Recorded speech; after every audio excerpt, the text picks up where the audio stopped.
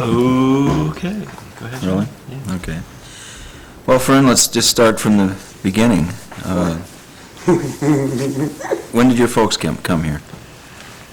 My folks never came here. Your folks didn't come here. Well, that clears that up. doesn't Ashland, it? Washington. Washburn. Oh, Okay. Well, what made them come to Washburn, and when? My dad worked on the railroad. And they came from where? My mother was born in Washburn, and her family came over from Norway. And my dad's came from Ireland, and they settled in Washburn. And then my dad worked in the railroad in Superior and through Spooner. He's another one that could tell stories about. And what were their names? My father's name was Cudmore, but his mother's name was Osted. And my mother was Nolson. So it was, you were telling me the other day, Norwegian and Irish is your family? and she married a Polish. And you married, God forgive. and where were you born? Spooner, In Spooner. 'cause my dad was railroad there. And how long did you stay in Spooner? I don't know. I mean, did you go to school there? No, No, Washburn. just when you were tiny, you were in Spooner. So you went to grade school, high school in Washburn? Graduated there? And when did you first come to Bayfield? I was 17 years old, I can't remember. Young. Is that when you met Andy? I met him when I was 15. 15? But he was Sure, from we here. didn't get married at that age, 17 you're no maid in those 70 years ago. So the pressure was on when you were You 15. betcha. One less to feed. Where did you meet him? Can't tell you that story. We were stranded in Bayfield, and I liked another guy, at that age. And we couldn't get a ride home because there's no cars like we got today. So this kid at Standard Oil and got Andy and loaded us about 5 in the car. That's when it started. Uh-huh. The trip back Yeah. from Bayfield to Washburn, which is how many miles? About 12, 13, Mary. 12 one way and 11 the other. And of course, I was raised in Slaptown, and that's really a rough end. In what town? Slaptown, Washburn. And why is it called that? Well, in those days, let's see now. There was no plumbing, no sidewalks, no lights, nothing, and that was tough end of town. It was just the Irish and the French, and nobody else was allowed in that neighborhood. Slaptown? Isn't it Slab Town from lumber? From the lumber? We used to have sawdust mill there. Yeah, Oh, Slabtown. yeah. Right. And if you ever want to know anything about it, stop at Sandy's. Her mother will fill you in. 'Cause that really was rough.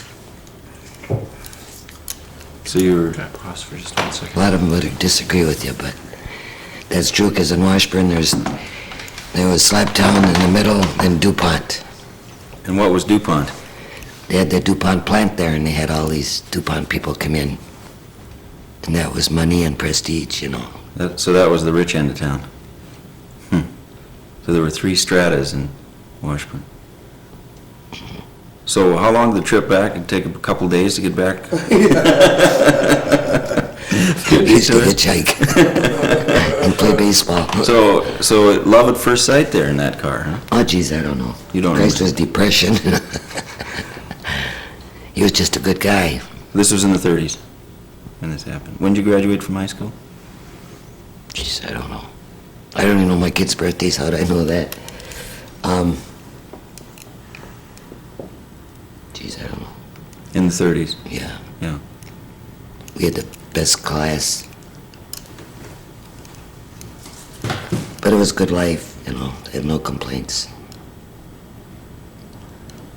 So when you and Andy got together, Then we what happened? lived in Bayfield, then he started that small butcher shop, Where was that located? where the Same place? candy shop is now. Way down there?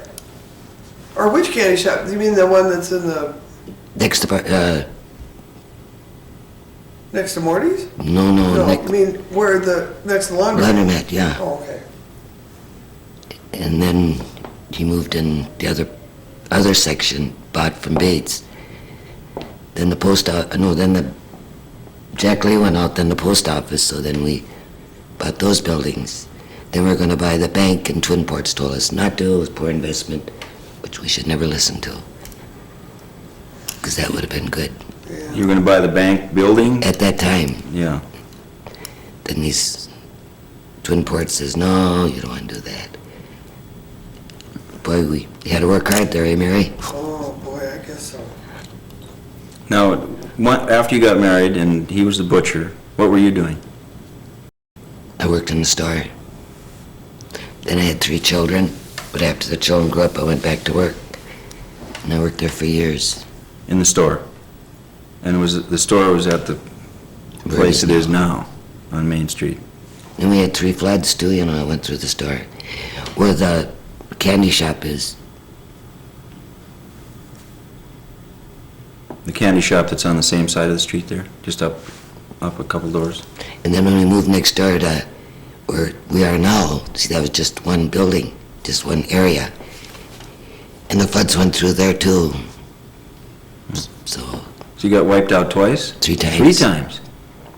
And came back every time? And of course, we couldn't get anything from the banks, So I had an uncle that was a millionaire, and he didn't like our family because he thought he was too good. And I just thought, my God, we've got to get some money. What am I going to do? So I wrote to him and told him. So he sent us $3,000 in an envelope. Just an envelope. Cash? Is Big that brown right? envelope. So he told us we had to pay it back in a year. So boy, we worked till 4 or 5 o'clock in the morning to pay him back. So he's the one that really was good to us. Really saved you at that time? He owned the Radnor Waterworks in Nashville, Tennessee. So he had money. When the first flood, a flood came through the candy store building? Let's see, laundromat. Yeah. That's right, your laundromat, yeah. And with the 42 flood, you were in that building? Or were you already down one? I think we were down one. Okay. I'll be there. Boy, that was a night. Yeah, where were you that night? Morty's. Yeah, let's talk a little bit about that night. Why were you in Morty's that night? I don't understand. Well, we were in war, so us girls thought we'd go join the Red Cross, roll bandages. Good night to get out after away from the kids, So we went down to Morty's, all lined up, sat on the stools. Someone came in and said, you gotta go, there's a flood. We never heard of a flood. And we looked, and here they're putting sandbags in front of Morty's door. So we're not gonna move till the water gets right up to these stools. The water started coming, and we left. And we got up as far as the bank. That's the furthest we could go. The flood had just made a big hole, just like this room. So we went up on there in bridge and just got across when that went. All we did was laugh. God, that's how. I'd forgotten the bridge actually went out. I said to Millie, did you tell him about the bakery shop? She said, no, I forgot. Well, you know how big the stove is in a bakery shop. That thing went out just like that. They never found nothing. Even that great big stove. Everything was just... Coast Guard had their cars parked down by the DNR.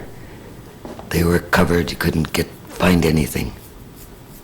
And of course, then the phones were out, everything, and they called in. I don't know. I know there's a bunch of fellas came in. We had to go and get shots. And then they had the German prisoners here, and they worked for Graham up in the field at Graham Erickson's. And then they were up at the low school, and it was all fenced in. And people used to go up and bring those German soldiers cigarettes and cookies. And of course we had the guards there of our men. And they used to go pick beans, help during the war, because they couldn't get help. What guards? Our guards took care of the prisoners. They're all by that courthouse. Right. Well, where do the prisoners come from? Germany. They were sent They were over here? prisoners in the United States. They brought them here. Why? God, I never heard about that. You remember Mary? I don't remember it personally, but I remember hearing about it. Yeah, prisoners of war, captured German prisoners. Captain of war, Germans. Interned Yeah. in Bayfield. We need to reload the tape. Take a break. Isn't that funny how all that Bayfield went through and still survived? With all the goofy...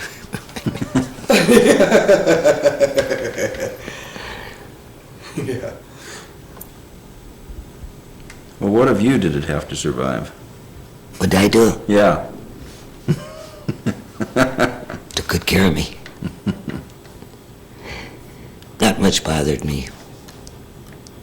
The only thing I can always remember, I still think of it today. When you go up by your place, Maggie's, you go up that hill where Walksmith's house is. They had 3 or 4 couples there drinking that night. And they went up that hill, and that car landed on all fours, just beautiful. And all you could hear is this girl saying, "Put it in reverse, let's get the hell out of here." And I still go up there and I go by there once in a while, I laugh right out loud. That's maybe 30 years ago, I still laugh. God. So there was always fun, Well, what'd you do for fun? We went downtown with $1 and we had more fun than you would with 500. Doing what? We didn't do anything bad. Learned to smoke. Play the jukebox.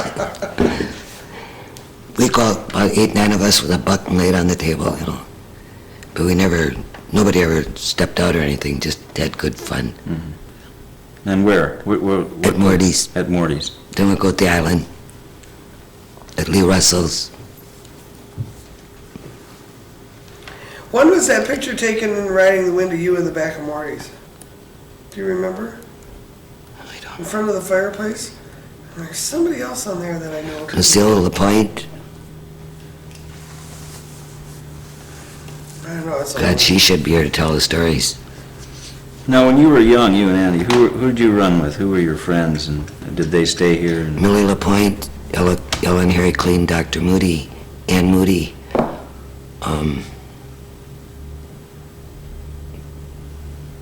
Jerry Robertson, Dr. Robertson's wife, she was a Mertens, Annette Weber.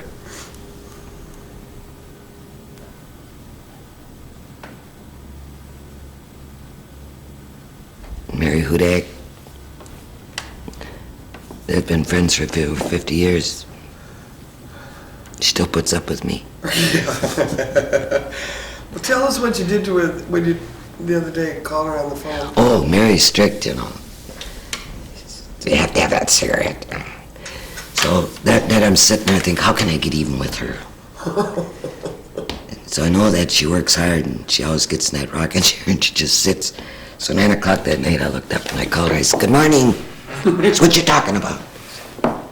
"Oh, you slept in that chair all night." I had her go.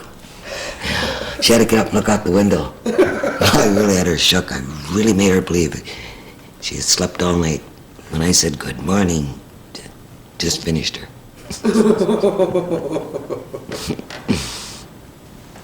How long did you guys work together in the store? I spent 7, 8 years. I got her in so much trouble in that store. Oh. Then my husband we'd be laughing up in the front, and my husband would come up, "She's talking that out of the way again." Not me. Didn't do nothing, And then one time, this young girl came in the store, and everybody knew comes into Bayfield, everybody. Not now, those days. Who is it? So this girl came in, and I said to Mary, who is she? So anyway, Andy said to me, come on, get to work, quit talking. So in those days we got grape juice in glass bottles. Now we got plastic. So I had this, and she came in and I heard her say, would you take this check? It belongs to Reverend Peter Anderson. I thought, oh, boy, watch my mouth, you know.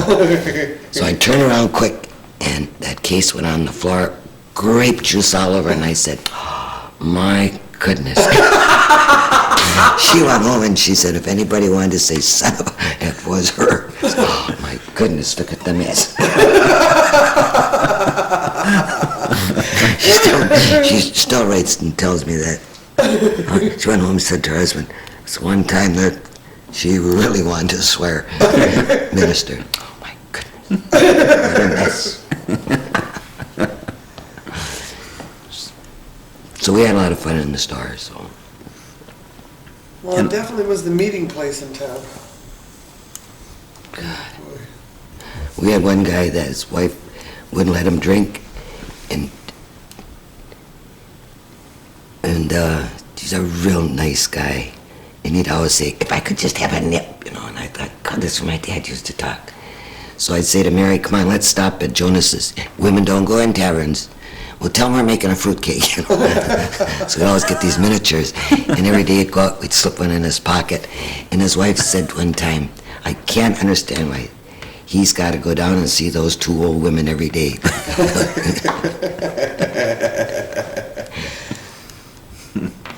But Andy, he never found out none of that stuff.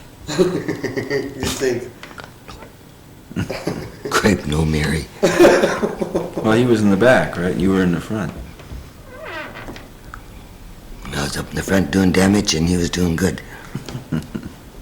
Oh, I don't know about that. Now, where were you living then, in Bayfield? When you first got here? Upstairs of Ole Holmes Drugstore. Then Stark's, and then we bought a house. Did you ever have the grocery store in Starks, or you just lived upstairs? Upstairs. Mice.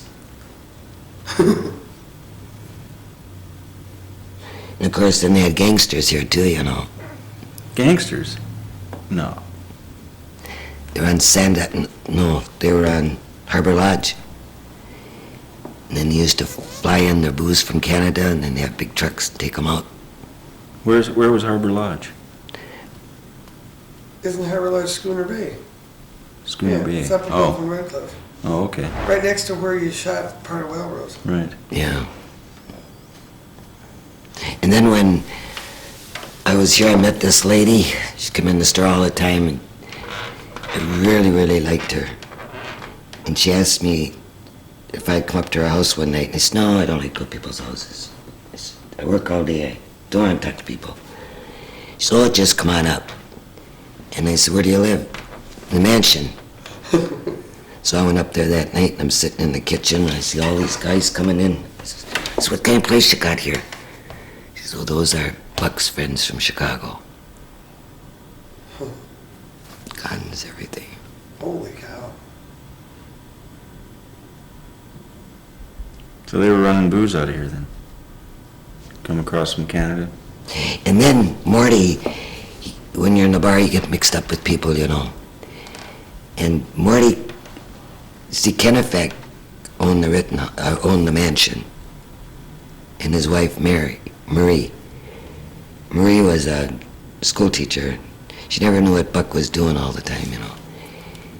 So anyway, Morty would say to Andy, you gonna be home? You gonna be out the cabin Sunday? Yep.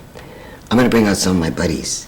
So this day, at our place out there, we got windows all around, and you watch the road, and you can watch Lake Superior. And so this car drove up, and 4 guys got out.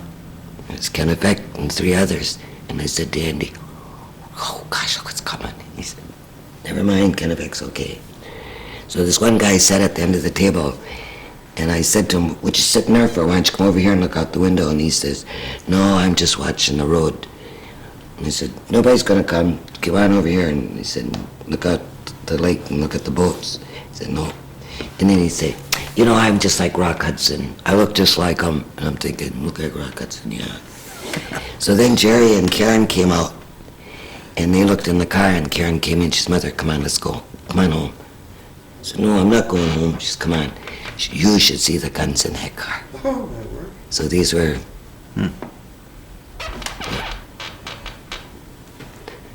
So Jerry and Karen left, and then I was left with them. That's fairly recently. Then they'd come with their cars and their big dogs, and then they'd get hot in Chicago, then they'd go up in Canada and stay. Then they'd come back.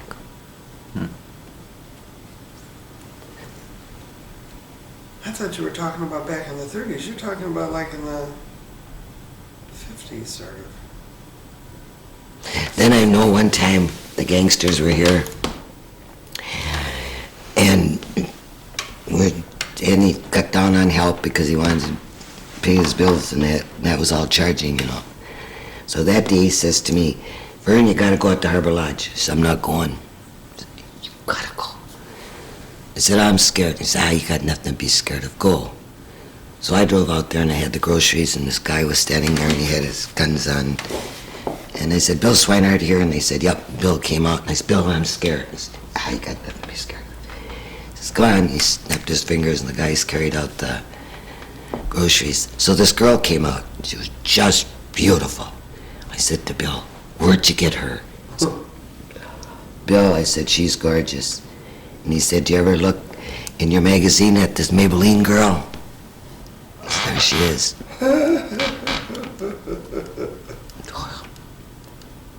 They had all standing around just like you see in the movies, you know, with their guns and everything.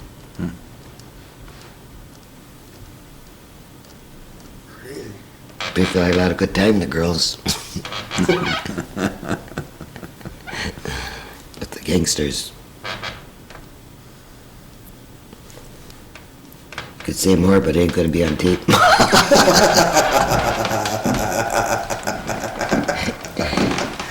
I could say a lot.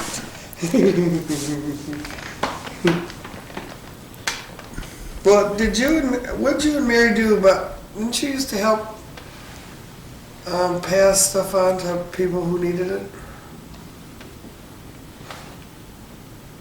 Collect stuff? I had a friend, and I know a lot of people had bad ideas about it, but I swear to God, I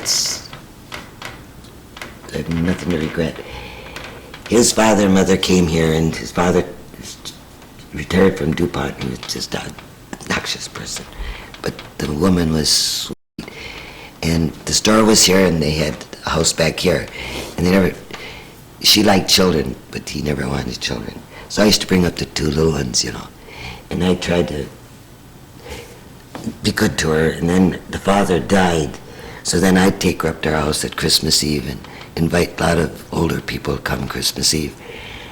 And then one time, Andy and my daughter-in-law were out in the kitchen fixing boxes, and he came out and he said, what's that for? We're fixing boxes for the poor people. That guy sent me $50 every year for at least 20-some years. Oh my God. Then I put 50 and then $100 of groceries. I said I could talk a lot, but I ain't going to tell all those things. I would if I were you. when I become a convert, could write a book on that one. What, when you became a convert? A convert to what? Priest called up Andy and said, I don't know, Eleanor Patan and Fern series, I think they're going to make me a Lutheran.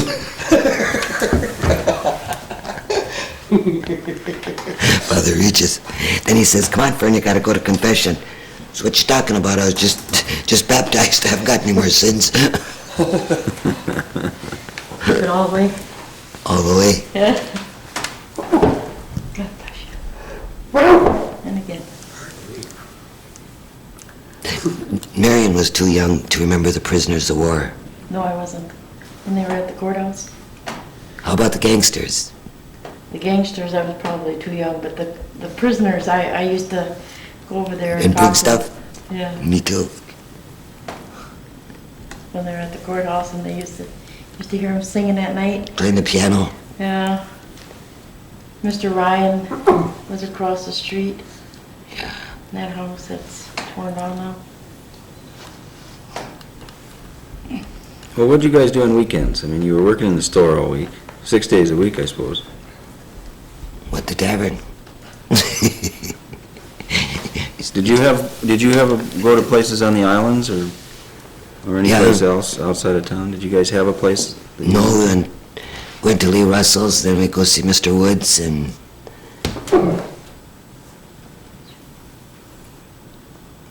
We have a cabin in Corning now. When'd you get that one? oh God, it must have been 30 years ago. So you go up to the cabin in Cornucopia. I don't go anymore since Andy died because I'm scared to go out there, because it's all by itself. And I'm not that brave. Is it in the woods or along the water? It's way in the woods, so it's a big room like this, and then it's just overlooking Lake Superior. The windows, you can look right down. But there's no neighbors, there's nothing. I'm not that brave. If I was young, I'd go out there. But not today. Yeah, it doesn't seem like you were a shy young girl. I knew I had to fight my way up.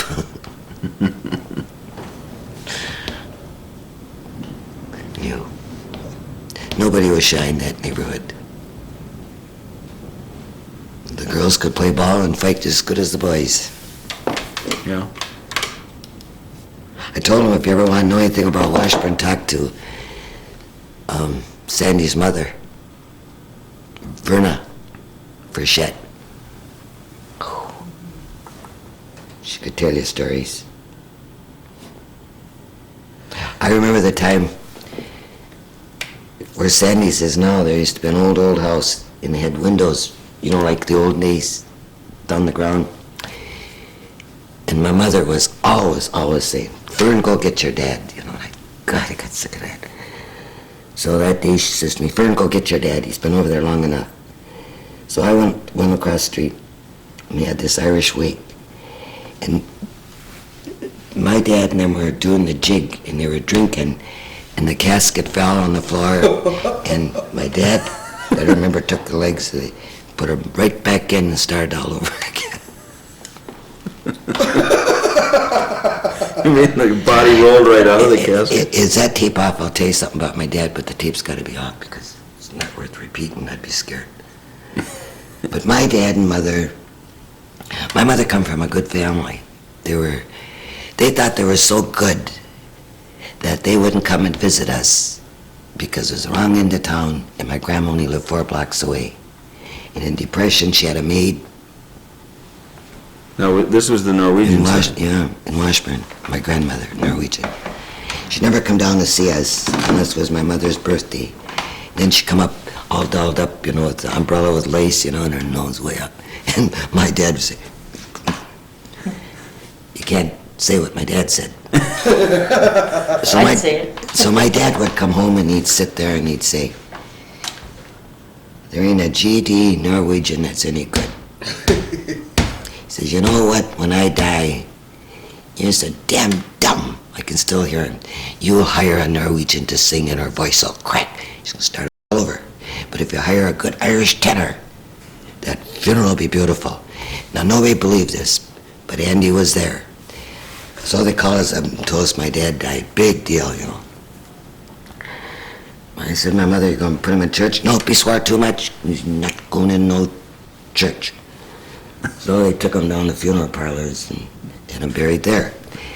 So Reverend Farth's daughter was gonna sing, and she started, and her voice cracked, and she had to start all over. Nobody cried. And then another time, if my dad had $1, and Mary's got 5 million, my dad thinks he's better than you are, Mary, because he's got that buck. So he put on his old Irish jacket that day, and he went out the back, and he went up the alley. mother says to me, go get your dad. I said, this time I'm not going. She just done everything. And I said, no, I'm not going. But they told us before and after he died that my dad came in the bar and the Irish can cry quick. So my dad was sitting at the end of the bar and he was crying. And this guy was sitting there and he said to him, what's wrong with you? Don't talk to me, he said. And my dad kept, because he only had $1. So the guy said, can I buy you something? Sure. So I'll take a bottle of beer and a little bit of whiskey. So my dad sat there and he drank and he drank and he drank. And it's getting dinner time, my dad's not home. So my mother says to me, go up there. I said, no. Oh, but in the meantime, this guy said to my dad, what are you crying so hard for? He said, I buried the best damn woman God ever made at 2 o'clock this afternoon. Left me with 4 beautiful children. But he says, you don't have to worry about old Freddie Cudmore. He'll take good care of them GD kids, you know.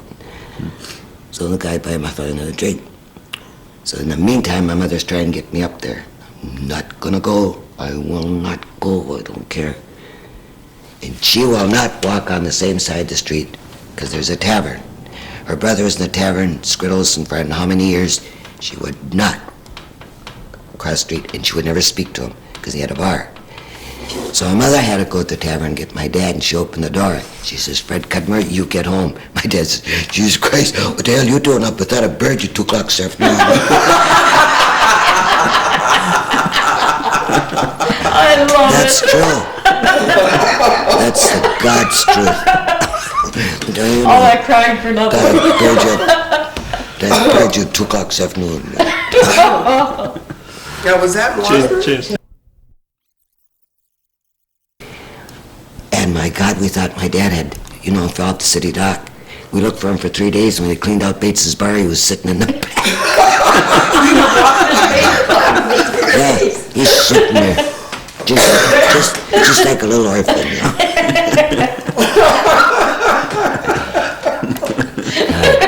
I never seen a funeral where they told so many things and so many people laughed.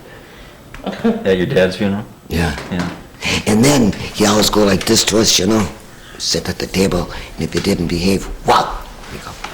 So I got a sister that's real refined, Marlis, against drinking, smoking. She is just a lady.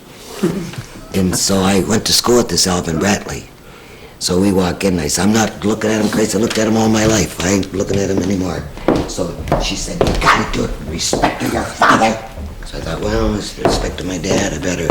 So we went over and we looked at him, and he had, his hands were folded like this. And my sister said, Alvin, she said, look at his thumb. She says, couldn't you have done something? He said, why, did you want me to break it? And I said, leave the old man alone. That's what he ruled with,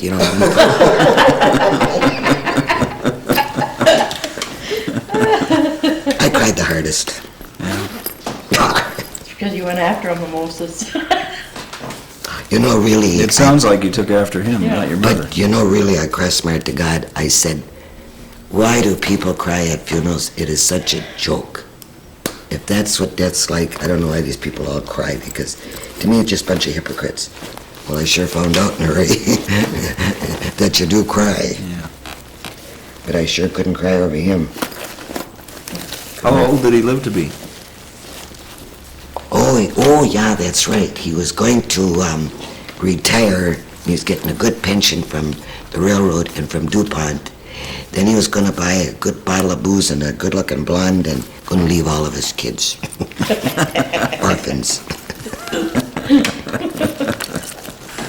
But he never made it. Then he said, we didn't have ambulance in those days, and he said, I'll tell you once, if I get another heart attack, don't you ever put me in that hearse. He says, when I go up the last, it's with my feet. I'm dying with my shoes on, he said. Well, geez, he got this darn heart attack, and he was in the bar, and he said, God, get me out of here. He said, my wife will kill me if I don't die of a heart attack. My kids will be ashamed of me. So they got him out, and they got him home. And my mother called up for help. And so Dr. Axley came down in the car. He put my father in. He took my dad to the hospital, and says, well, I guess I'll pick up the paper and see what the young girls are doing. The nurse was my cousin. He says, let's see what the young girls are doing tonight. And that was the last. Just went, That was it. yep. He had girls on his mind. But he's always going to take his pension check. He's a character. Why'd you just tell your doctor about smoking? Oh, God, no, I couldn't say that. I told him. No, then I had to go to the doctor. Again, I don't believe in him, but I had to go. And he's taken my history. He said, what'd your mother die from? I said, my mother's 75 years old. She's still living, What'd your dad die from? I said, distemper. What? Distemper. Never heard of such a thing. So I only heard it now. What's the rest of the family? I said, insane. Insanity runs in our family, as you know.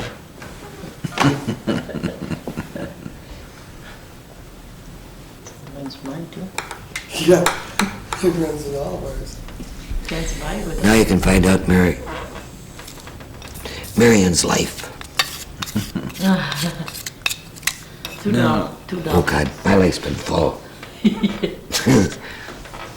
Well, what other trouble did you get into back in those days? Oh, I was kicked out of school about 16 times. We had a funeral one time. Tell that one. Tell that one.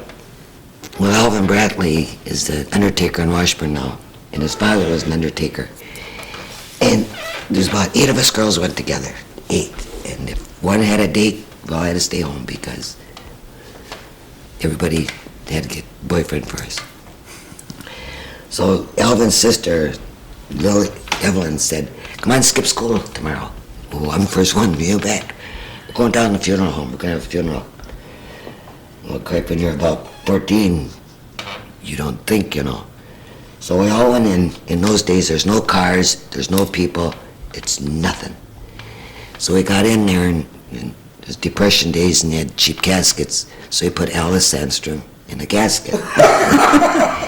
Cleo Robinson was like Mae West, She played the piano, and Harriet Robinson sang. We had flower girls, we had the whole thing. Well, Jesus, it was getting dark, it was time to go home. Couldn't get Alice out of the casket. The casket just closed. So we looked up and down the street to get help, and we couldn't get any help. So somebody went out and he said, Johnny Maitland's coming.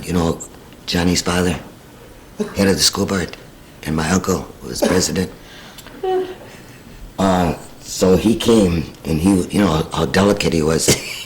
So he got all behind the casket, and we just pulled, got Alice out. She even had flowers in her hand.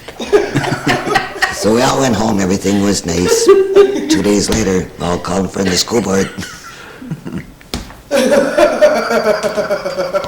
Given a little vacation? I had a vacation. They put us in the annex. And every time my teachers would send a letter through mail, I'd get the mail and tear it up. So mother says, nothing wrong with that girl. Never get many letters. Tear them up.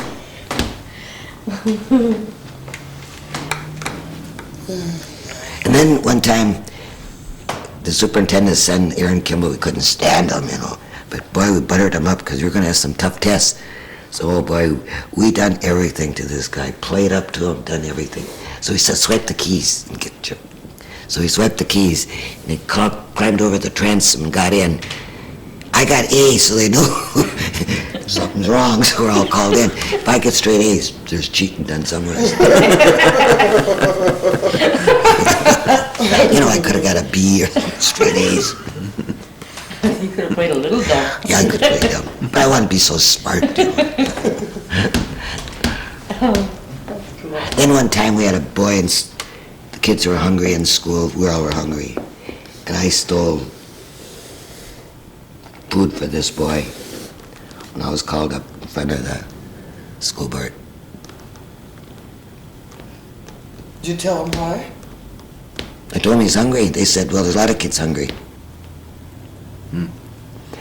Then during class reunion one year, somebody said this guy was looking for me, and I thought, geez, guy looking for me, I gotta look him up, you know. So I said, he's gonna be dressed in a cream-colored suit. He's gonna have a flower in his lapel. I went, hit every bar, couldn't find him. So I got down Slaptown. So I walked in and I looked around, there he was. I said, you looking for me? And he said, yeah. He said, I want to thank you for all what you done for me in school. I said, yeah, I could have got the electric chair too, Connie. Hung me in the middle of the street. And he gave me president of the Pittsburgh Glass Company. He said, what do you want, Fern? I said, a lot of paint, a lot of beautiful windows. Never heard from him since. Yeah, president of the Pittsburgh Glass Company. So I never got no glass, I never got no paint, never got nothing. But that was the best bunch of kids in school, our bunch. Did they all stay around and you kept up with them? No. What happened to them? One of the boys in the Second World War worked for Time magazine. A lot of them become lawyers, doctors. Bob Spears, John Axley. Well, Spears stayed. Spears stayed. And who's the other ones? Peavy's, Margaret Morris.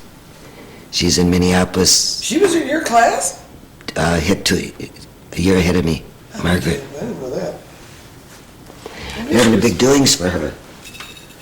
Big doings in Minneapolis. They called me and asked me if I knew anything about her. God knows, she was better than a nun. She never done nothing. Just played the piano. Was she part of the funeral? No, God, no. She was a lady. We weren't. But I still like doing about my poor dad burying my mother. Well, what about here in Bayfield, after you were married? Did you have kids right away? First one, yeah. Then 7 years, then I had Tom and Dick, or Karen. Mm-hmm. So you had 3 altogether. You met a whole lot of strange and wonderful people through the store, didn't you? Oh, jeez. I was one of them. Yeah. God, Yeah, you were part of the mafia there too for a while. God, we got fun in that store. Well, what about the store? I mean, it seemed to be more, it's more than a place where somebody came and got groceries, right? Oh, we used to have fun. I remember the time when Leo Capser, and who's the other one, Mary? Can you remember he wrote books? Oh. You mean from the island? Come on, son. Come on, son.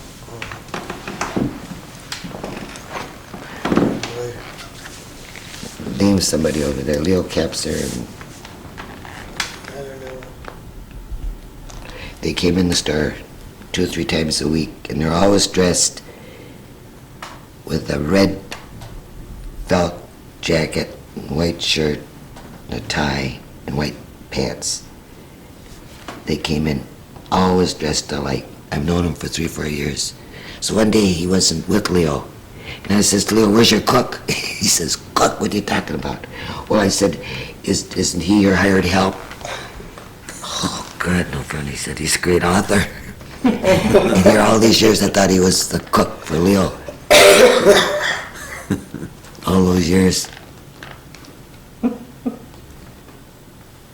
Then one night, we had a bus come from Ashland. You remember the bus used to pick up people, take them. It was a blizzard that night, and this guy came in, and he was dressed so pitiful and shabby, a little black bag. I felt so sorry for him, so I went in the back and I gave him I think we had coffee or hot chocolate. And right across the street was an office or something. I don't remember what it was now. So I felt so sorry for him. I says, you come on, sit down, you poor thing. I said, and I'll give you a cup of coffee. So I went over at the counter and I got a couple apples and oranges and some bananas. I gave him some candy.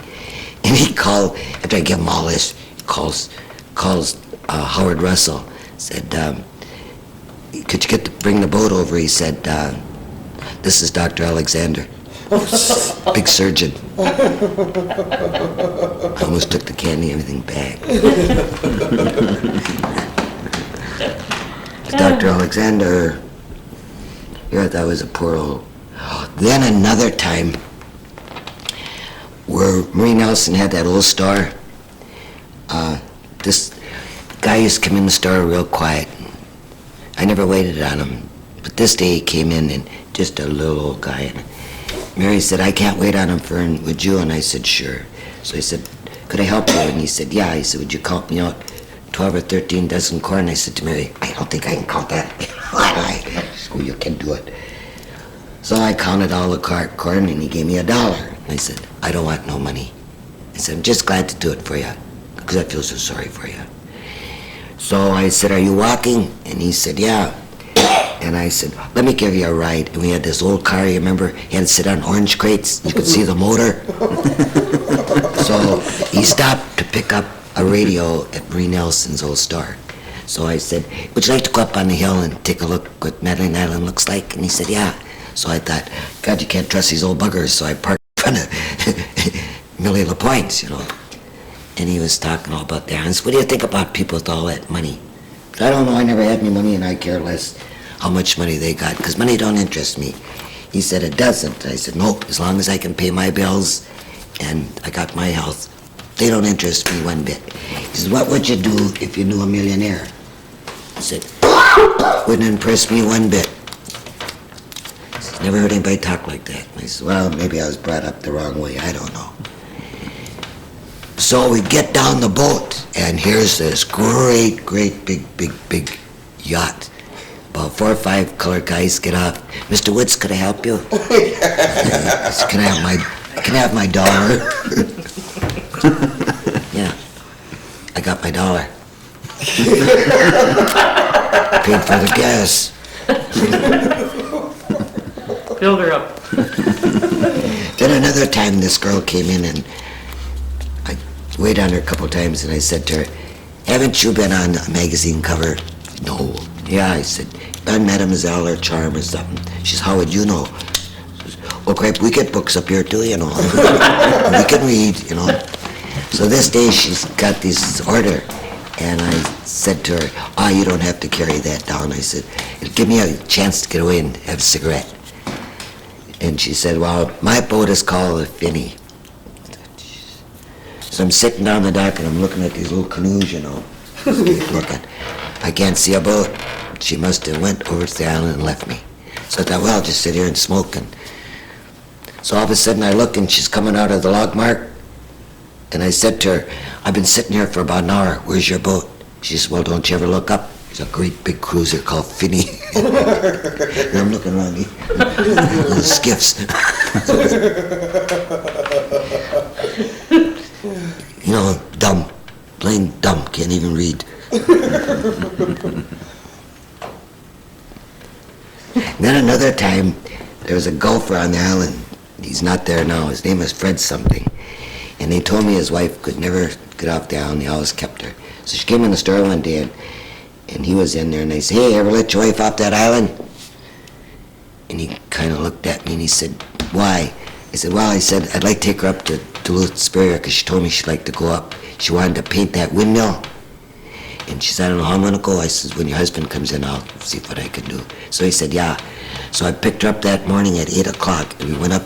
She painted that windmill. Then we went out to eat, and then we came back, and I said, I got to stop and get all these clothes. I said, I get my shoes off. My feet hurt. So she stopped at the hotel, and she called her husband to send the boat over. And I said, can you have a drink? And she said, no. I said, well, I got a bottle in the car, and I got 2 glasses. So she said, how are we going to mix them? I said, I'll scoop up the water out of the old Lake Superior and you drink. And by the time she got the boat, she was drunk. That's the last time. She was so drunk. Because, you know, you drink that water, you drink that bush. Fast when you see that boat leaving.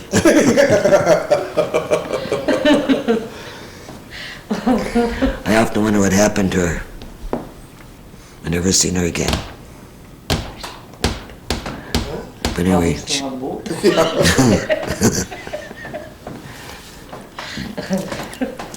then one time, Elder Knight wrote for the paper, and I told my husband I had to go to Duluth to get a new hat, for church. You don't have to go into Duluth. Oh yeah.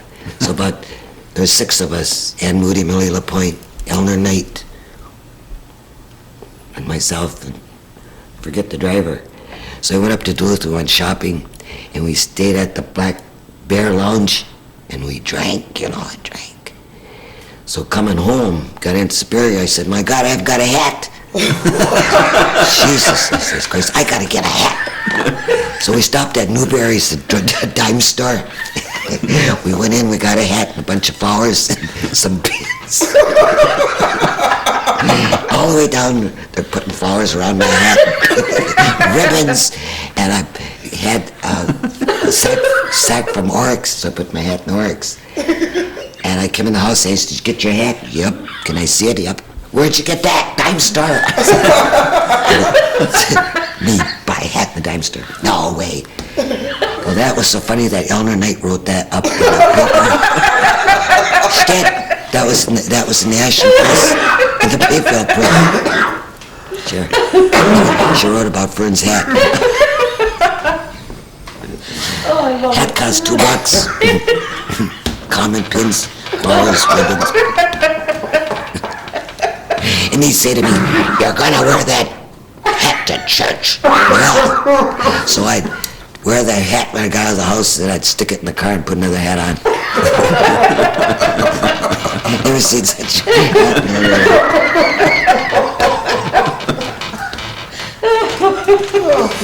I wish I'd have kept that clipping. Chris, Eleanor had that in the press. Okay, we'll take another break here. Real good. Yeah, He was quiet, He was quiet. and he never argued. And if I got mad, I'd say, oh, am I on tape? No, not yet. Those dirty bastards, I said, oh, I can just see you on Judgment Day lined up. Which line? The bad line. Oh, yeah.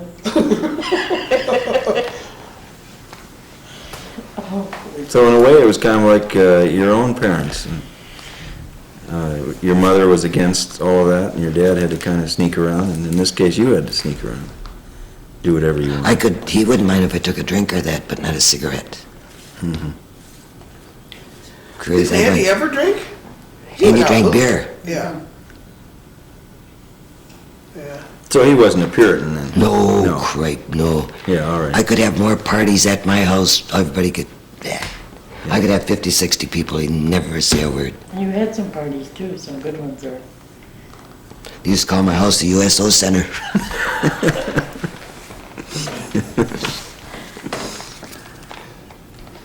No.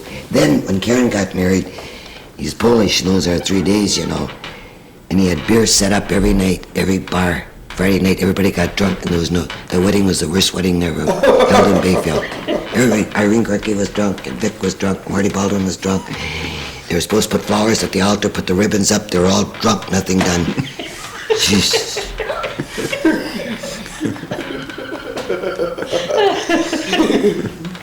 God, it was terrible. Irene and supposed to keep your money in Bayfield, so hotel burned down. We were gonna have it there, and we had to have it at that hot house, about 100, 500 in there and 100 outside. And Irene was drunk and Vic was drunk and nothing on the table. That was the worst wedding. Yeah, but Karen's still married, and you got how many grandchildren? 2. 3? 2? So it couldn't have been all that bad. Oh, she got a good life. She married a guy like Andy. Quiet. And she's quiet. I was just gonna say, she's just exactly like Andy. Boy, I come up to her house and she'll say, now mother, no smoking.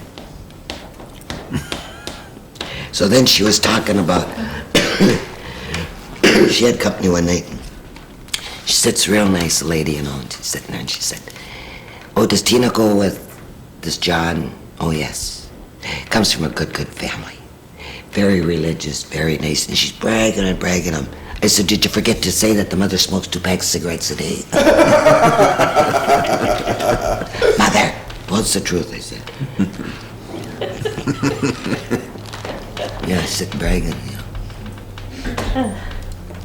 Well, did your other kids take after you? I think Dick did. Tommy. Met her. They didn't want to go to church with me because something I don't like, I walk out, I said, "Mother, you sit and be quiet. You gonna listen to this stuff? Not me. So you walk right out of church? Up in Superior, not here. In Superior, they didn't know me. Right. You couldn't do that in Bayfield. No, Wouldn't want. I like our church, and I like this little priest. God, I remember the time when Father Regis had a cocktail party. 40 hours devotion. I never drank. Donnie with Jessica just got off the boats. And Father Regis was a party priest. Yeah. So he must have had about 12, 13 priests here, would you say? So he has Tootie Patan and Eleanor and I to wait on table. And Donnie was cooking, and I never drank a Manhattan in my life. So he brings it over and looked like Coke to me, So he come out and he says, he's Irish. He said, "Remember, you serve the bishop, the Monsignor." Who's the other big shot? Bishop, the Monsignor. Who else, Marion, comes next? Well, it's Monsignor first and then the bishop. The Monsignor? Okay, then the bishop, then all the little ones. Then all your little priests. Okay. So I said down in Patan, "Remember, he's first, and then the rest. Nobody tells me what to do." I said, "Eleanor, we're gonna get it." She says, "Who cares?" Because Eleanor was drinking. So who do we go? Sir Father Regis first. So we lost our job. They never asked us back. So then Tootie, Tootie is. I said, "I'll wash dishes." Because I'm in the doghouse, I might as well wash dishes. So they had a great big half-gallon, it looked like Fells NAFTA chips. So I run the water and I threw this stuff in. She's got like tapioca. I'm trying to wash dishes. I said, "Boy, these Catholics are cheap. They can't even afford good soap." And here it was, some granules to make jello or something out of dishes. Just like oatmeal. So I lost my job there too. So then another time Father Regis had all these priests up, and he asked Eleanor Norris and I to come up. So we're sitting around having drinks, and it's long Davenport. Some of the priests had collars, but 2 of them didn't. Boy, that one was a good-looking guy. Sit down and let's sit by them. I said, "They're the drivers of the car." And I said, "You'll not get in trouble. But we sit by those priests, we're going to get in trouble." "Okay, Fern." So we get on the Davenport, and a couple of drinks. God, this guy looks better all the time. So we kept moving over. Damn near. So Father Regis came in. He said, "Come here, Eleanor and Fern, talk to you." He said, "You leave him alone." I said, "Geez, we're just talking to him." He says, "You almost got him off the Davenport pushing him." I said, "Boy, he's such a good-looking guy. I said, can't help it." And all this while, Andy's playing cards, so he doesn't know what's going on. Trying to make a priest, So we go back, and we sit there. We're very quiet and very nice. So they had 40 hours devotion, and they're carrying the crucifix, and I'm sitting on the end, and they're praying, and they go by, and they say, "Shame on you, Fern, shame on you, Fern."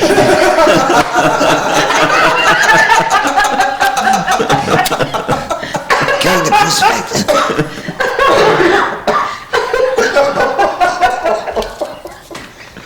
Oh, gee. Shame on you, Fern, shame on you. I said, "Did you hear that chant?"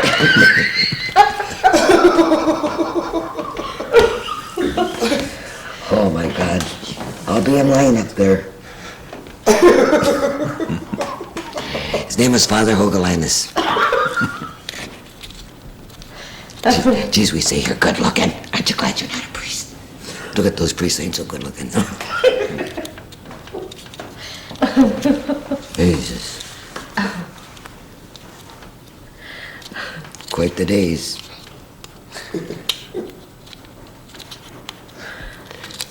Father Regis was a party boy, right? Oh, yeah. He didn't invite 2 priests, invite 50. Sounds like you went through priests here. He was about really the good one, wasn't he?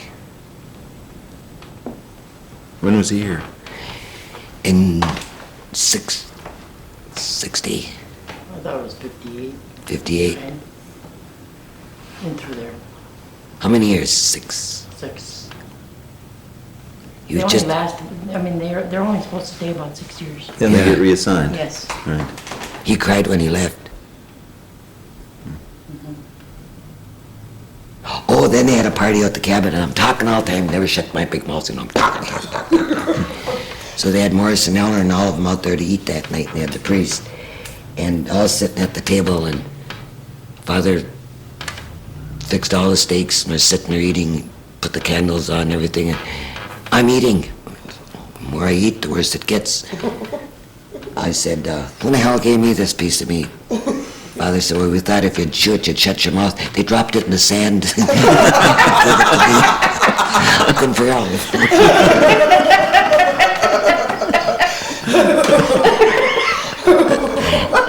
I just couldn't figure out what was wrong with that meat. I said, who in the hell gave me this piece of meat? He said, well, we thought you'd shut your mouth for 5 minutes if you'd chew. I said, dropped it in the sand.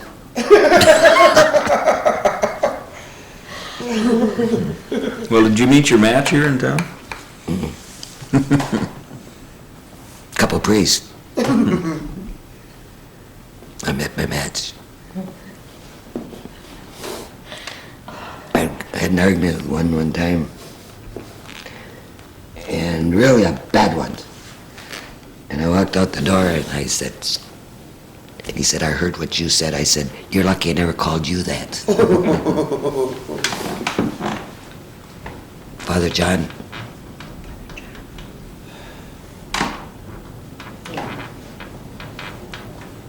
he just cornered me the wrong way that day.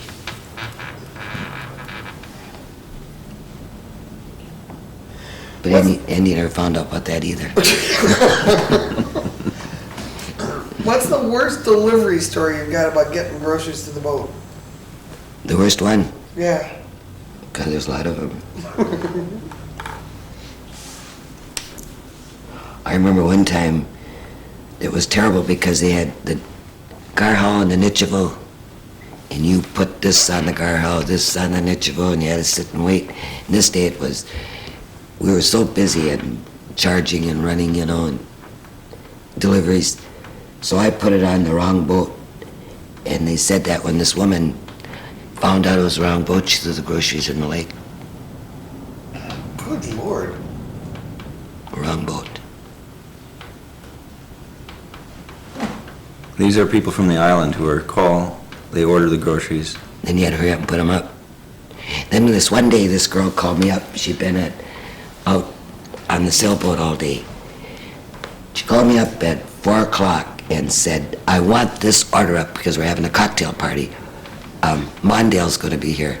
I didn't know Mondale from a frog, you know. What the hell's Mondale? So I said to her, I said, I just can't do it. She said, well, you better. I said, I just can't. She says, well, we have Mondale here coming in, and he's coming for a cocktail party. We put that on 7 o'clock, and she sent the groceries back at 8.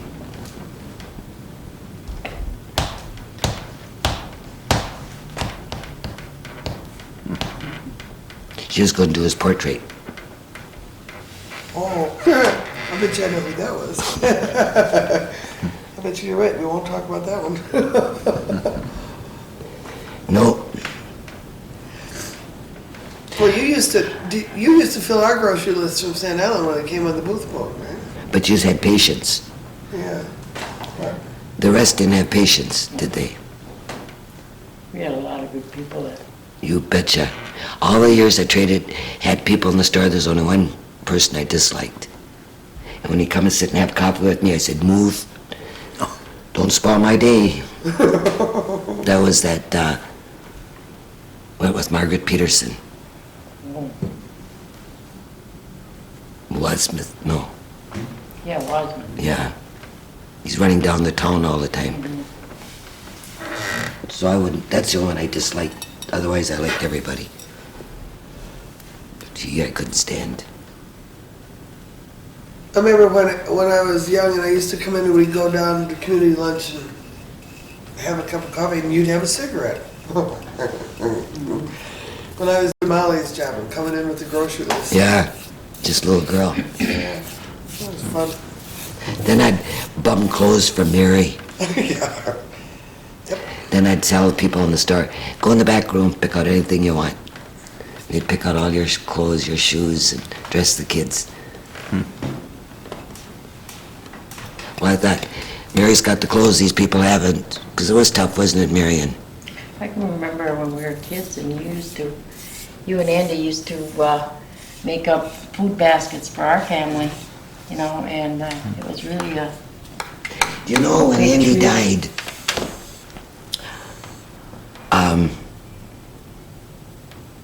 there was my cousin, he's all Irish too, come down from Superior, and he stood there and he heard 4 or 5 people say if it wasn't for them, we'd have starved to death. I remember taking clothes off my back and giving it to people in the store. I went out to rummage sale one time, and I got the best looking jacket for $1. And that's when Benton's burned out, and she came in, she didn't have anything, so I took my jacket off, I give it to her. And I wore one of those old white jackets that Andy wore in the store at home. I just can't stand people hungry, because I was hungry and I know what it is. Then I talked to this girl across the street, and I said, where'd you get that picture of that little native boy? She said, in Compassion, you send $18 a month. I said, could I do that? And she said, yeah.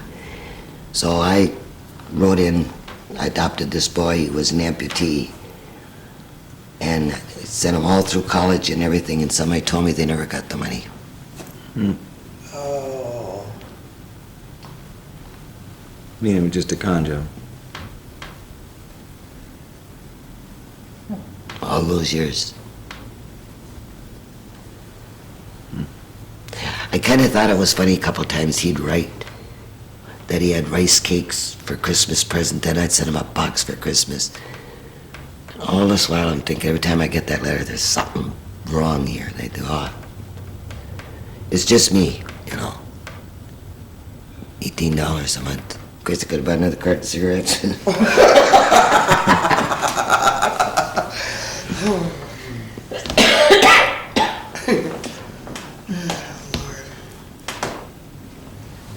But when I moved in Superior, that neighborhood, it was a beautiful neighborhood. And I got out of the car and I said to Andy, why didn't you buy a house in the cemetery? He said, why? I said, this is what this looks like. It's a cemetery. So the girl next door, I said to her, does everybody work in this neighborhood? She said, no. I said, don't they do anything? She said, nope. I said, don't they ever come out the front door? Nope. Always the back door. Don't they have coffee party? Nope. So I said, dang, boy, there's no place for me, because I gotta have people. So we built on a deck, and the guy next door is the one that built the house. And he was going through one night, and I said to him, would you like a bottle of beer? He said, yeah. Well, holy crap, every night we had parties on the deck. Girl across the street never smoked and drank, she started to smoke and drink. Then when I left, they had a petition, you know, that I wouldn't leave the neighborhood, put a petition on. They did. Now, when did you move to Superior? When Andy had that heart attack, that was about 9-10 years ago. Was that long? Oh, 1970? Oh, it's longer than that, because he's been dead 9 years. Because that's why I don't believe in doctors very much unless I'm on the table. You didn't go right away when he had the heart attack, because you and I were talking in the 70s. Yeah, but then the last heart attack, he really had, the doctor said we had to move out of Bayfield, better sell the Yeah, that was house. like and 74 or yeah. 75 or something like that. So we sold the house, which is the dumbest thing ever done, one of the dumbest. Moved out the cabin, Then they said you can't stay there because there's no ambulance service, so we moved to Superior. We Is stayed that there. why you moved to Superior? We stayed 9 years. You must have missed Bayfield. We sure did. I missed the people, I missed the town, I missed everything. I thought, as soon as he's gone, boy, I'm leaving. But then I stayed 9 years. And when did you move back here? About 4 years ago. So after he died, you still stayed there in Superior? Because I had my daughter and the 2 kids, you know. Then the kids went to college and Karen works. So it's kind of foolish. And besides, there's a lot of people, traffic, and I'd get to the point where I couldn't even drive, you know. Well, aside from the people, what keeps you here in Bayfield? Or is that primarily it? I just love Bayfield. What is it about Bayfield that's... The people, the quietness and kind people. They all care for one another, and maybe they don't visit you and everything, but in time of need, they're right there. And I figure everybody in Bayfield's they can say stuff about you and everything else. Comes right down to, you got the truest friends right here. You got that right. They are true. They might say, oh, that damn Fern, she's no damn good. But you know, if I was sick, they'd all be there, you know. I think. Yeah, one of us is gonna sneak you a little vodka, and the other one's gonna sneak you a cigarette. Yeah, but it's God's truth. There's something about the Bayfield people that they're real true. So it's really the people more than the place. No, I went to a deep depression, and I'm not smart enough to know what a depression is, because I don't know what that is. I can be sad one minute, next minute I'm over it. So up there it was getting worse and worse and worse and worse. So I thought if I get back to Bayfield, I will be okay. Well, I got back here and I still got those spells. So where I should have went is to a group therapy, but I wasn't smart enough to know about this stuff. So the doctor gave me this medication, and I said, I can't take drugs. You take them, you'll be okay. So I started taking these drugs. Jesus, I was getting worse and worse. And I was getting suicidal. And I just prayed to God. I just prayed so hard that I would not take my life, disgrace my children, my family, and the people I love. And I just prayed and prayed and prayed. So I got over it. Then a little while later, it started again. So I called Mary Hudak and I said, God, Mary, I need help, I'm suicidal. She called Wilma. Wilma got me in. So they called my doctor and he was gone. So I'm going in and I look up and it says mental. I said, what the hell am I doing here? You know? I said, I don't belong here. And geez, Mary and Wilma, you could see they're just about ready to cry, you know. So I got in there and I know quite a few of the girls. So I said, Lois, what am I doing here? She said, well, Fern, you're the one that said you're suicidal. I said, is this for mental people? No. She said, mental people are that side. You are depressed. You are ready for a nervous breakdown. I said, nope, it's the drugs. No, it's not the drugs. I said, yes, it is. Of course, that helped. So then the psychiatrist talked to me. Crazy. $2,000. Couldn't even hold my hand. You know. Waste the money. And the priest couldn't get anything out of me because I didn't have no problems. It was just 2 losses that I could not accept. So then I looked all around and here's all these people. I think, Jesus Christ, I don't belong here. So she said, well, come on, Fern, it's time to go to bed. So she gave me a pill. Boy, that night I just was real goofy. And then I am, you know, without taking drugs. I started to cry, and I cried, and I cried, and I cried. So next morning, in comes this woman with a cane. They take everything away from you. Your comb, your toothbrush, just like you're gonna commit suicide or something, you know. And she came in and she says, you get out of that bed. Oh, nobody talks to me like that. I just quit your damn crying. I said, well, if you didn't drug me, I wouldn't be crying. So she picked up her cane. I said, you don't get out of that bed, I'll hit you. She says, you hit me with that cane. I said, and I'll kill you. Then the doctors all came in, She's going to kill somebody. So I told the doctor, I said, I didn't plan on killing anybody. She ever lay a hand on me. I said, she'd have got that cane, because I got a good Irish temper. So they talked to me for a while, so they said. So this little woman was sitting there, and I put pillows around her. She must weigh 80 pounds.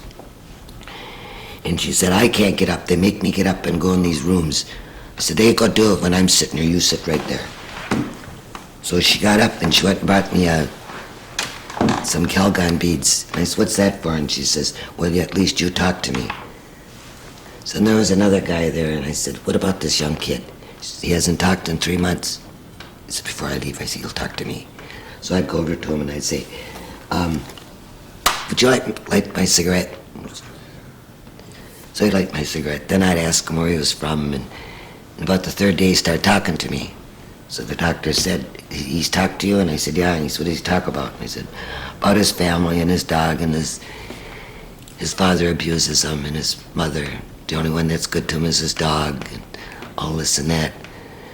So I got a lot of flowers, and I put them on the table, and the doctor came in, and he said, what the hell's these flowers doing here? And nobody said anything. And I said, well, I put them there because I thought maybe this room would need brightening up. He said, you just take care of yourself. I said, yeah, well, something should be done in this place. I said, you tell us not to smoke. There's nothing to do but to smoke. I said, look, you got coffee, you got pop. Every night, big deal, popcorn. You got a TV up there. You don't let that TV on until 5 o'clock. You shut it off at 9, and you expect us people to accept this life. And he said, well, Fern, you can always go down and use therapy. I said, did you ever go down and play with 8 marbles? I said, that's all they got down there, and a few toothpicks to pick up. And I said, and I'll tell you one thing, don't you think I'm walking in line, because I'm not going to do it. He said, well, you don't belong here, you belong home. I said, no, I think I'll stay 2 more days and really make you miserable. So then, geez, this is terrible. So then they gave me a bunch of papers like that. And I said to Lois, what's that for, Lois? She said, you got to fill them out. I said, I'm not filling out a thing. Because I said, I'm not insane. It's just doctors, drugs, and depression. And she said, well, Fern, you can't go. Well, I said, we'll stay another day. She knows it's costing you, and I said, yeah, I know. I don't take trips, so I might as well stay here. So next day, them damn papers are there again. All about my history of my family, all this and that. And down below they said, sex. And I wrote, and I said, what about it? And she said, when the board read it, they said, get out of here. So then when I left, the doctor said, you got anything to say for her? And I said, yes, take that mental sign down. I said, if you got those crazier people that there, put the sign over there. But every one of these people are suffering over that mental sign. So the next day I was supposed to leave, and this girl come up to me and she said, Fern, I think God sent you. I said, you gotta be kidding. You send me here? Yeah. She says, they took down that sign. And she said, I've been praying all the time to take the sign down. So when I left, I said goodbye, and the doctor said, would you like to work here? I said, no. I don't want to work here. But he said, go downstairs, therapy. He said, did you ever play with 8 marbles? You go downstairs, got 8 marbles. What the hell are you going to do with 8 marbles? You can't even play games. So that's my... And he quit taking the drugs. Oh, yeah. Yeah. So I told him, I said, boy, I got to move out of Bayfield. He said, what for? He says, because I'm going to be blackballed. Nobody's going to talk to me. Anything I do, they'll say, oh, look at her. She was in a mental hospital. You can't expect anything different. She's goofy. That's what they say. I never knew you were in. I must have been in the comic like that. No, this is just recently. Holy God, that's not a place to go. Just think those... Where was this? Ashland. In Ashland. $2,000 for clear out my head. I said, Grace never held my hand. You know, I could have held my head.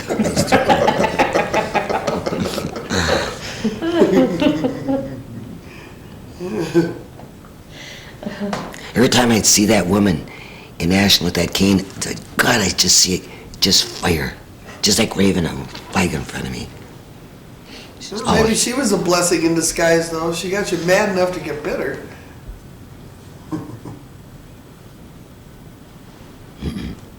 She'd have hit me with that, Mary. She'd have been a sorry girl. Wearing that cane. I'd just taken the cane away from her and let her limp.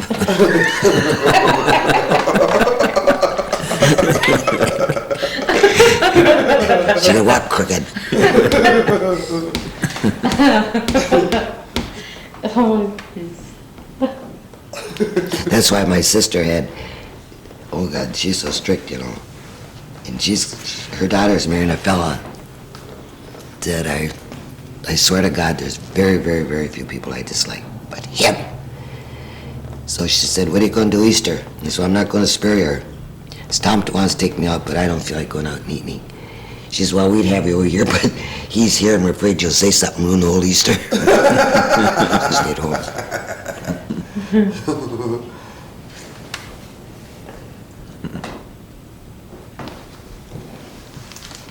Well, my sister's against the wedding because he's not a Christian. So that's... Well, it seems like in a little town, I mean, there's a wide variety of opinions, religions, politics, everything. You gotta get along. I think religion is okay in our town, but I could get in on religion, not politics. Everybody's got their own idea, and you might say something, and by the time it gets back to them, it's said the wrong way, and they get hurt, and... Do you ever get involved in the politics of the town? No. Never ran for office, never... You think anybody would vote for me? Jesus. There'd be a lot of things done. The streets would be fixed first. No, I don't want no part of none of that stuff. Mm-hmm. It's bad enough me trying to go to church.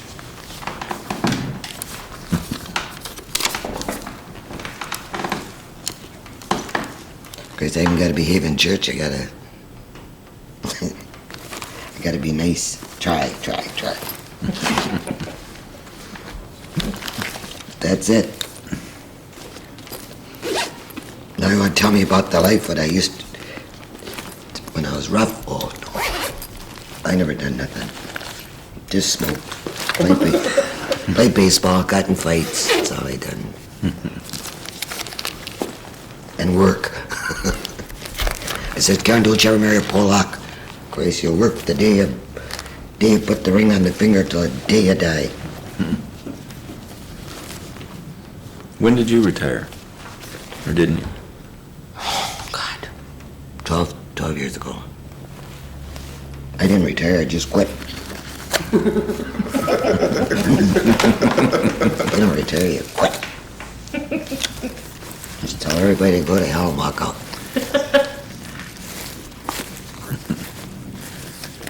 Jesus. It's like when we went to Las Vegas and he said, you be nice now. Were you? No. He went and gambled. That's the only fault we ever had in our marriage, and he was a gambler. He was. Oh, yeah. And he went down and he gambled, and we went to the Sahara, Olive, and her girlfriend and I didn't realize that in Las Vegas they pour drinks like this, you know. Oh, yeah. So I had 3. And didn't know where the car was parked. Don't remember nothing. But I know this guy was bartender, and we dated him up and gave him a wrong telephone number. We were going to go fishing with him the next day. And Grace, all week I sweat. I'd get the number, and Andy would leave me there.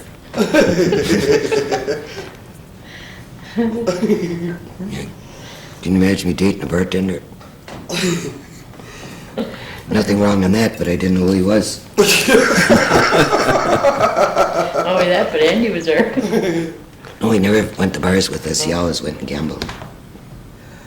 Is he part of the Morty's poker mafia? God. What, they play every week? He never fight, never argue with me. I'd think, how can I make him quit? That's the only trouble we got in our marriage. So I'd go to Ashland, buy all kinds of clothes, send my slippers to Duluth, they haven't died. I just was a clothes horse, done everything, nothing. I'd fight 50, 60 people, thought he'd go in debt, nothing said. How the hell am I gonna get with this guy? Even throw his clothes out in the snow. Never say a word. So one day I said to him, you talk about me smoking. Well, that's the hell of a lot better than this damn gambling. He says, someday I'll quit. I says, no, you're not gonna quit, because I'm gonna poison you. He said, what? I said, I am. I'm gonna poison you. He said, Fern, that's his mortal sin. I said, to hell with the sins right now, because you're gonna die. So, he said, you wouldn't.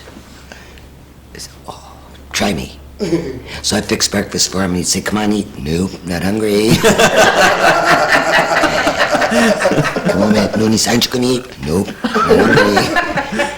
And God, I kept that up, and he said, you know what, if I should die, they'll perform an autopsy. I said, nope, I say no. You get buried just like you are. So one day, they called up and asked if he was gonna have this poker party. And he says, I don't feel good.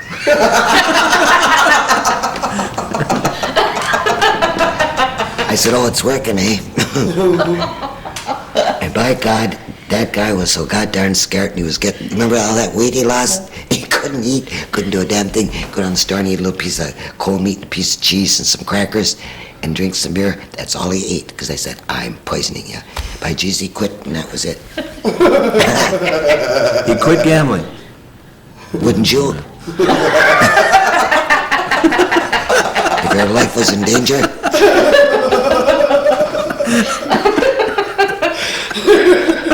Sure. He'd say, come on, eat. I'm not hungry. Good thing he had that store, he'd have died. Because he'd never go in a restaurant. You didn't even go down to Sig's or anything?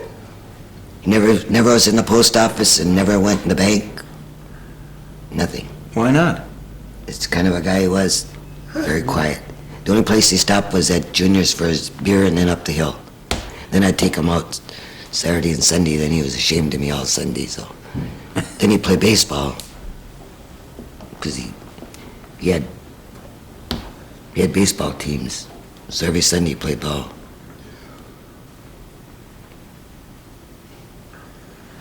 But then he got to be such a saint after he quit gambling. I never had nothing to complain about. It was no more fun.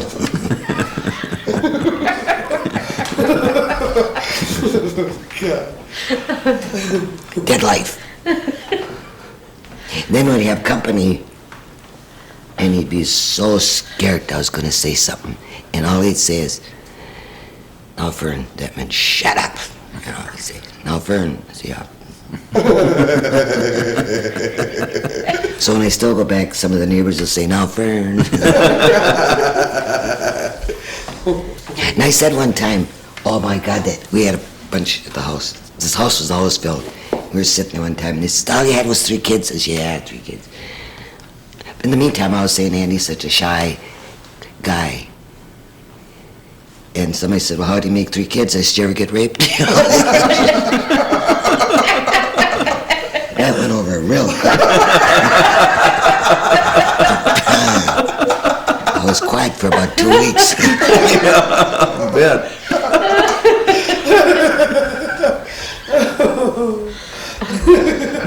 I wonder if he died happy, you know, putting up with me. My mother said that guy's gonna go right straight to heaven, living with me.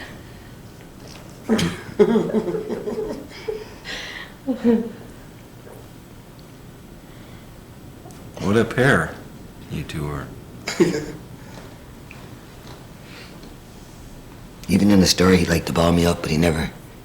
I'd tell a joke, you know. He'd come up to the front, he's talking to you.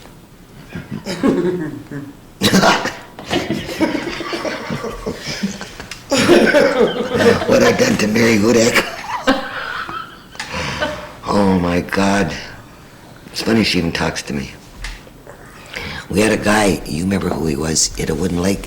You remember him? Did refrigeration in the store? Man. Harold Mann. Yeah, Harold. And he was always telling us the end of the world was coming, we should be prepared, you know, all this stuff. He was in the store for about 3-4 years.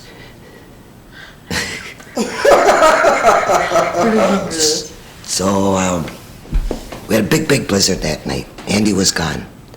So, Jesus, there goes the refrigeration. Mary Hudak and I are still scrubbing, cleaning. I said, Mary, I gotta call George, Mr. Mann, Harold. So call him.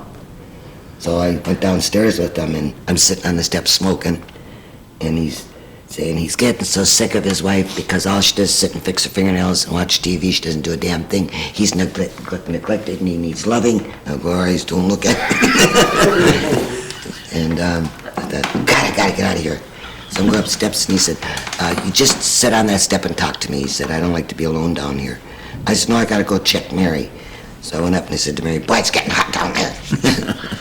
What's he doing? I don't know, I think he's propositioning me. And she says, oh, it's on your head. I said, you know, I don't know, but I'm scared of him. So anyway, he kept on about his wife and not enough attention and all this crap. So we got through, and I ain't sitting by you in that car. So he's got that shift, you know. So I said, Mary, you get in.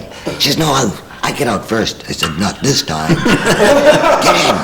So all the way he's shifting.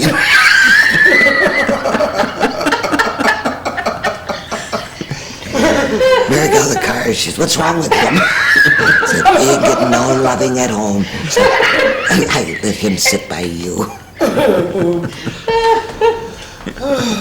Well, weren't you? Oh. Once a week. So he comes in and he tries to hold Mary's hand, and Mary never swears. She's like, shut up. So Mary says, what'd you tell him? She never told him nothing. What'd he say to you? He said he just turned around and says, you know, I like you, but I sure don't like that cheap help you got.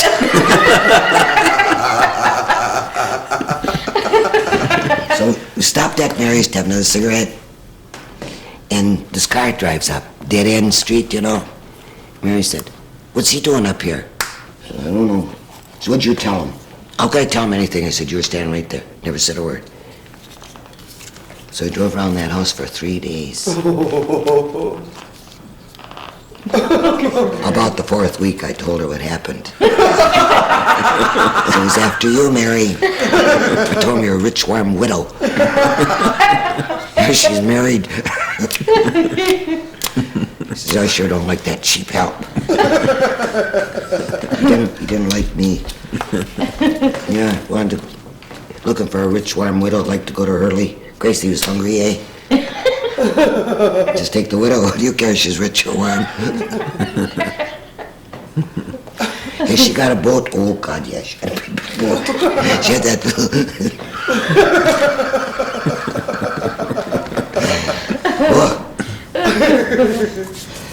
Well, now, you and Mary lived side by side in Norma Chapey, too, right? For years and years and Geez, years. that was a fun neighborhood.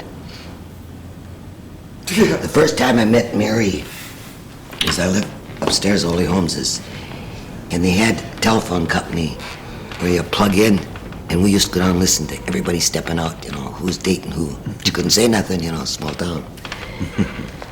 So anyway, Mrs. Harrison went away and left the 2 girls.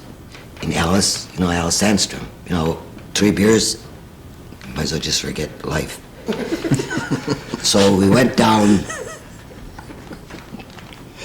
Who had the tavern down there? Fred LaPointe, or? Must have been him. So they got a pint of booze, and today they got cases, you know, a pint and some beer. And I could have a glass of beer, because my dad made home brew, but I never drank hard whiskey. And they said, oh, come on, Fern. I said, okay. So we smoked a cigarette, and I had two drinks. Looked at the clock, 4:45, and he's going to be home, and Dick is going to be home, and I'm really going to get in trouble. So I come up that hill where your tavern is. I walk real nice. I never knew what it was to drink. And they had that, there was, Mary gets mad when I tell this. I said, there was Mary Hudak and her husband, Sabbath, Sunday, and the neighbors, Mrs. Welsh and her homemade aunt, sitting overlooking Superior Rock and then looking at all the people coming out of Junior's bar, drunken people. And then I come up the hill and I seen those 4 people sitting. I thought, my God, I've only been in that neighborhood 2 weeks. And I hit the tree and I said, excuse me. That drunken outfit. I hit the tree and I said, excuse me.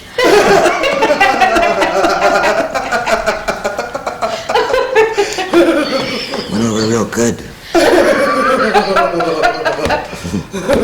I tell that, she said, it ain't that bad. I said, yep, you 4 sat there every Sunday, just like good people, Sabbath day, keep it holy. I come up the hill drunk and hit the tree and apologize. That's why I at least apologized. I said, oh, sorry. But I told Mary's father about my dad, and he always says, tell that story again. I know it's not true. I said, you bet it's true. Because that buried you 2 o'clock this afternoon. What the hell you doing up,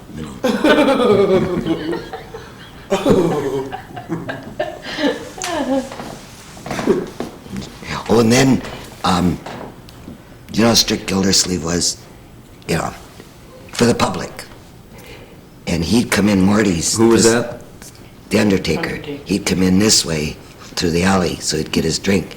And we were lined up at the bar because we were going to the island. So I'm sitting there having a cigarette and I was drinking. I didn't have a Coke, it was something else. And he says to me, I really don't like women that drink and smoke. And I said, I don't like men that sleep with other wives, other married women either. So the next day he went around town and said, boy, that Annie's wife gets a few drinks, she's got a big mouth. So I thought, Treelar was there then. So it was Gildersleeve. Come on, let's get even with Gildersleeve. We're about 21 years old, So the first snowfall, we're going out. We'd walk in, like this, and he'd open the door and he'd only see coming in, nothing going on. And I was sitting over and I went down to Miss Harrison's that day at the telephone company and I'm sitting there and who comes in? Wow, Gildersleeve calls the sheriff. Wants this investigation because of the first snowfall, there's somebody that's really getting them really upset because it's just the feet coming in and there's nothing going out and you don't know where they're going to. And I'm sitting there saying, who could do that? Well, I'd be scared. Who would do that to me? Here we were doing it.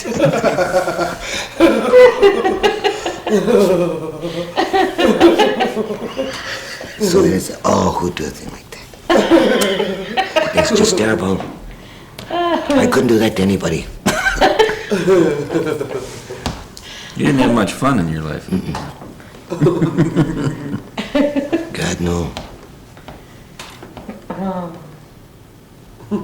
I remember in Washburn they had he was postmaster and he had his brother working for him and they lived in a great big white house. And if us kids got a quarter, we were lucky. And he had this game from Washburn and Bayfield and none of us kids could get a quarter to go to the game. And we're figuring, how are we going to get a quarter to go to the game? Just a quarter. Nobody could afford babysitters or anything, So God, the game was about 2 weeks away, I think. So we had time to earn a quarter. And God, in the meantime, old Fawcett kills the whole family. Oh my. So we went up that day, Snoopy kids, looked in the window, blood all over, and she had the tables set, cereal dishes and everything else. And they told us if we'd sit on those steps till 10 o'clock at night, we'd get a quarter, so we all sat. We never even got a quarter. We were just like this, we were so scared. God. Murdered the whole family. Boy, there was a lot of that down there at that time. There was. Murders, killings. Nothing ever investigated either. I remember my dad coming home one night, all shook up, and if he was drunk, he sure got sober. They were arguing in the tavern, the guy cut the guy's ear off and laid it on the bar.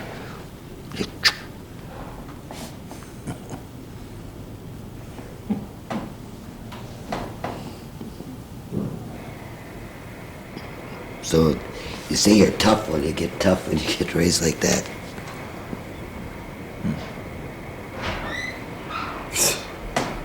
Mary, you got company? I guess so. I don't think so. I just think it's people. No more foolishness. This is the end. My life's an open book. What else do you know about Bayfield? I think there's more chapters. What else happened in Bayfield, Mary, and the floods and what else? Well, I wish that I'd been around enough when you and Norma and Mary were hanging out together. I mean, the little I've seen you all together, it just cracks me up. God, a bunch of characters. You weren't living up on the hill when Norma threw the raw turkey down at Chum, though. That was before your time? No. That was during your time? I tell you, the time that I come down, I heard Chummy died. And I know, she was to him, she... You know what? She never was nice to him, And it's all put on, oh, Chummy this, Chummy that, and you live by it. I used to feel so sorry for him. So anyway, after he died, I'd come down and she was having a sale. And she was sitting there, and Chummy never pounded a nail in his life. And she had this little box, and all these people were standing around her because they were buying stuff. And she was wiping the tears out of her eyes, and I said, "What you crying for?" She said, "Look at this little Chummy's box that he'd done so much work." And I looked at her and she winked at me, winking and crying at the same time, all put on. I said, "Norma, he never knew what a hammer was." But shh, be quiet, be quiet.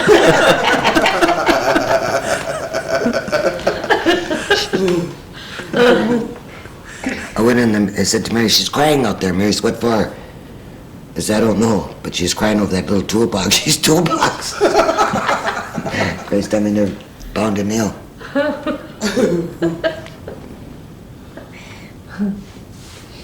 And he was such a nice guy. Oh, God. What was his name? He was Postmaster Chum Chapey. He was a nice guy. Well, there's some interesting marriages in this town. Yeah, tell me.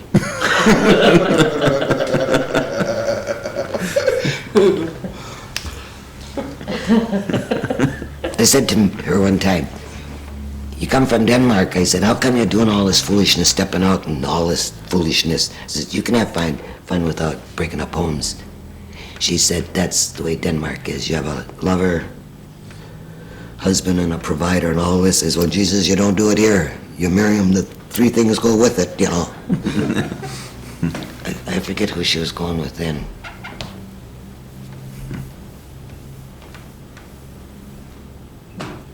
I think he worked for the power company or something. But she didn't believe. She believed that,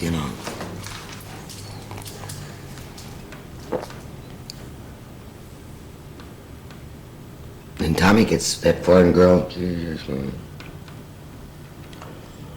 Teresa.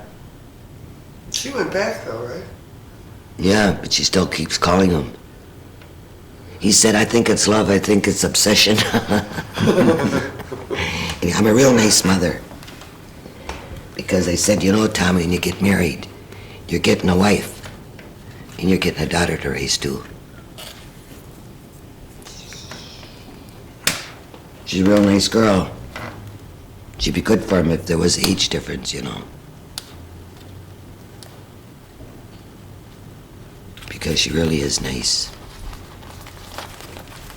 There's more she can say about me. I bet she goes back and tells him the mother's goofy. I bet. I don't care. Chili's not gonna bother me. I ain't going over there. Lend-lease. Probably go on a ticket. God, wouldn't that be something over there? They run me out of town. I bet they would. They'd put me away. She's been there once. She can go again. That's the second time. I'm gonna have that on my tombstone. You want a lighter? She died mental. I can have fun with Dick and Tom. I can call Tommy and have the best time with them. But Jesus, Karen, I'm just like Dr. Jekyll and Hyde. I'm the nicest mother in front of her. I do everything nice. I get those 2 boys and then I'm altogether different. I'm a Gemini. I tell them they gotta expect that.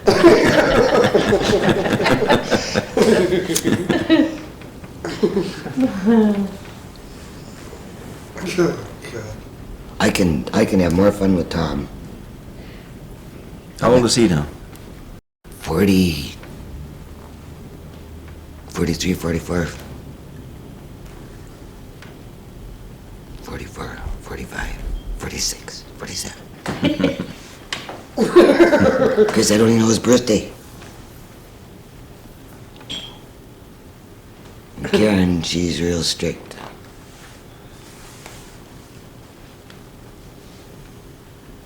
And she says, when my mother dies, then my poor daughter's going to be just like her Jennifer. She's got one that's studies and just so. The other one's just looking around for trouble.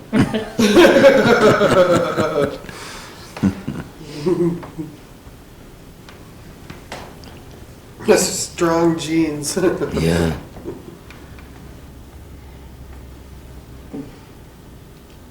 Sometimes I think about a lot of things, and I think if I'd ever another tragedy, it's an awful thing to say, but I wonder what I'd ever do if I lost Tom. Yeah.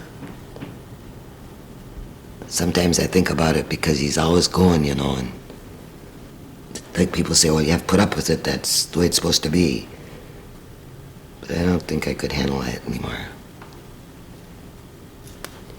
That's a dumb thing to say because you have to. You don't get any more that's sent to you that you can't handle.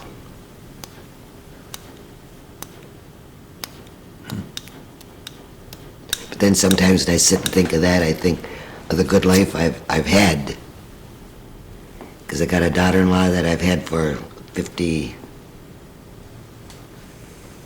let's see, 25, but 28 years. Never had a cross word with her.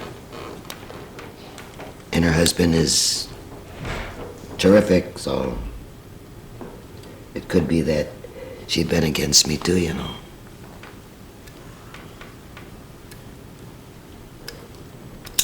Like I always said to Karen, if I die tomorrow, don't cry because I had more fun than you'll ever have. I was hit one.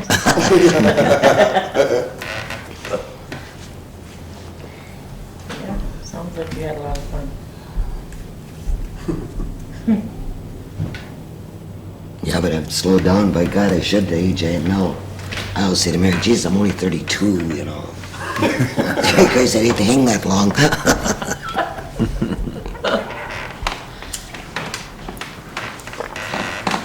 Undertaker says when I die, he's putting tape across my mouth.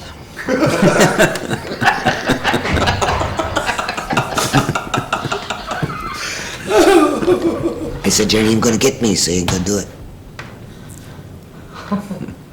And that Alvin at the funeral, you know Marge Basinski? She knows everything, you know, everything. So I had a good Doris McCarty said, don't look at the dead or have nothing to do with the dead. But I had to work in the kitchen, and Marge, and Alvin standing at the casket, and he's just like this, you know. And I looked at him, and I winked at him, and he went, because I went to school with him all through high school. So she said, you know him? I said, yeah, I went with him for 3 years. Jesus, Elvis stand at that casket, and you could just see he's getting better than hell. You know? And he went. So I thought, Jesus, I gotta straighten this out. And I said, nah, Marge, I didn't go with him.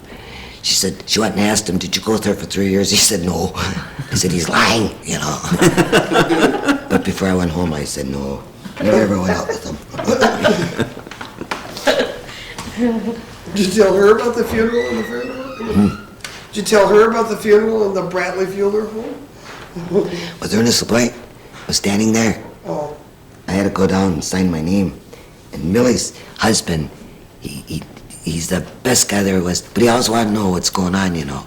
So he's standing there talking to Alvin that night, and they're talking about this and that. And I said, Alvin, I'll think it over. And Ernest just, come here, you know.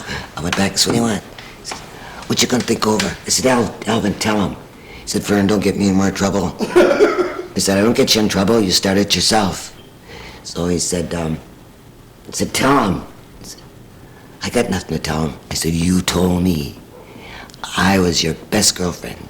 I can go out there right now and pick any casket I want for nothing. He said, I never did. I said, yes, you did. And Ernest said, Jesus Christ, you did. Ernest swore, Jesus Christ, you did, Yeah, he did. Another time I had to go in there and Alvin said, Fern, I want you to meet the new guy that's going to help me with. I said, what they did? And he said, yeah. So before that, I said to Alvin, are you going to go away this winter, Alvin? He said, I was going to go with the Norwalls. I said, how hard up can you get? You could have taken me. Instead of Evelyn, I can't think of anything worse. Because she's trouble. And I said, boy, you must be hard up. So anyway, Chicky died and they couldn't go.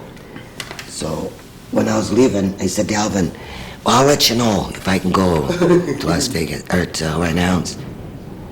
He said, I never asked you. I said, Alvin, you don't have to be afraid of this guy. You go tell your wife. You asked me to go, and if your wife can't make it, I'll go. And I walked out.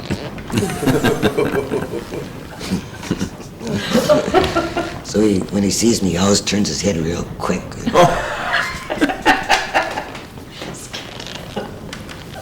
He ain't gonna get me. Tape across my mouth. Crazy. We're gonna have that funeral that day, and he raised my arm. He's gonna cut me and let the blood run, Oh, God. Put you on the slab. Jeez, that's great. That's an awful feeling. It is. That cold slab. Sure, you had the damn kid had the knife, so he would cut you down.